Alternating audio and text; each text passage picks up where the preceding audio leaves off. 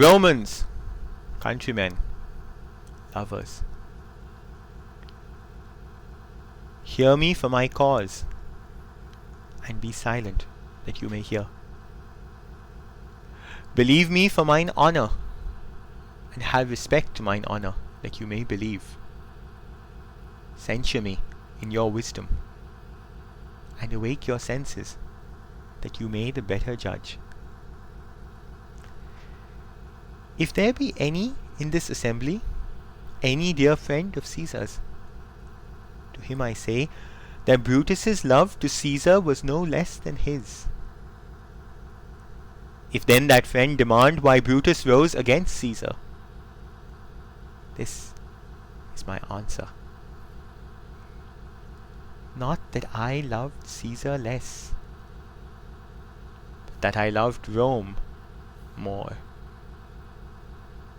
Had you rather Caesar were living and die all slaves, than that Caesar were dead to live all free men? As Caesar loved me, I weep for him. As he was fortunate, I rejoice at it.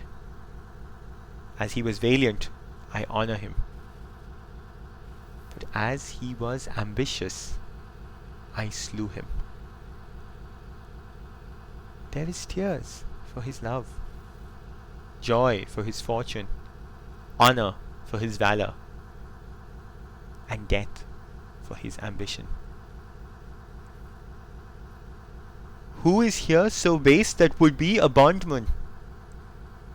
If any, speak, for him have I offended. Who is here so rude that would not be a Roman?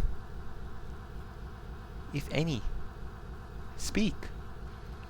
I dreamed a dream tonight, and so did I. Well, what was yours? That dreamers often lie, in bed asleep, while they do dream things true. Oh, then I see Queen Mab had been with you. She is the fairy's midwife, and she comes in shape no bigger than an agate stone on the forefinger of an alderman, drawn with a team of little atomies, athwart men's noses as they lie asleep.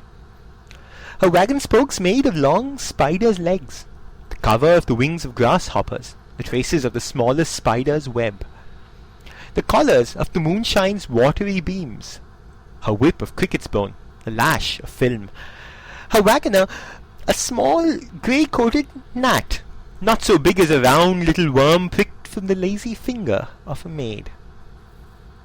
Her chariot is an empty hazelnut, made by the joiner's squirrel or old grub, time out of mind, the fairies' coachmakers. And in this state she gallops night by night, through lovers' brains, and then they dream of love, or courtiers' knees, that dream on courtesies straight, or lawyers' fingers, who straight dream on fees, or ladies' lips, who straight on kisses dream, which oft the angry Mab with blisters plagues, because their breaths with sweetmeats tainted are. Sometimes she gallops over a courtier's nose, and then dreams he of smelling out a suit, and sometimes comes she with a tight pigtail tickling a parson's nose as he lies asleep, then dreams he of another benefice.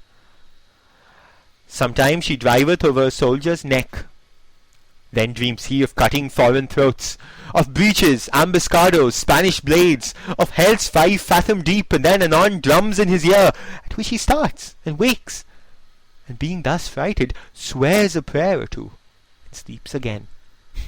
This is that very Mab that plaits the manes of horses in the night, and bakes the elf locks in foul sluttish hairs, which once untangled, much misfortune bodes. This is the hag, when maids lie on their backs, that presses them, and learns them first to bear, making them women of good carriage. This is she. Peace, peace, Mercutio, peace. Thou talkest of nothing. True. I talk of dreams, which are the children of an idle brain, begot of nothing but vain fantasy, which is as thin as substance as the air, and more inconstant than the wind, who woos even now the frozen bosom of the north, and being angered, puffs away from thence, turning his face to the dew-dropping south.